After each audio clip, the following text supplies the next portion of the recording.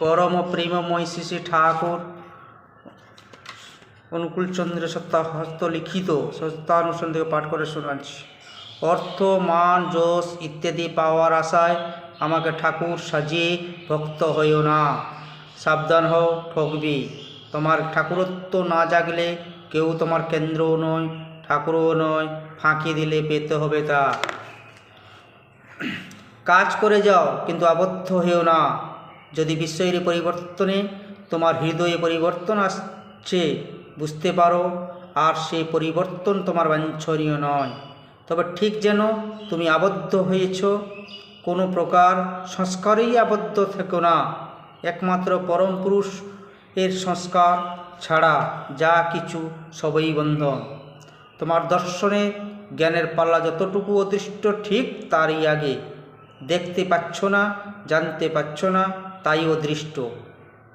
তোমার শয়তান অহংকারী আহাসমুখ আমিরটাকে বের করে দাও। পরম পিতার ইচ্ছায় তুমি চলো।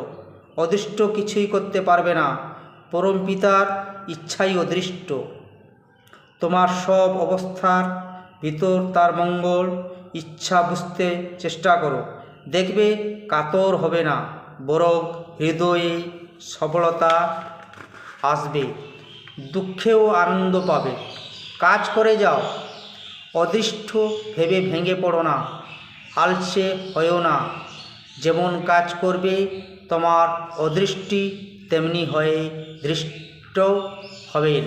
সৎকর্মীর কখনো অকল্যাণ হয় না, একদিন আগে আর পাছে।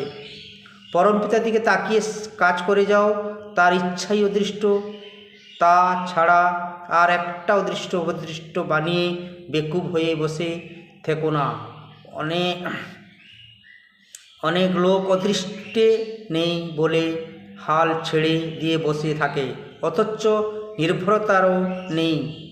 শেষে সারা জীবন দুর্দশার কাটায় ও সব আহাসমুখী। তুমি গেলেই অদৃষ্ট ফুরলো, দর্শনও নাই, অদৃষ্টও নাই। ওম শান্তি, ওম শান্তি, ওম শান্তি।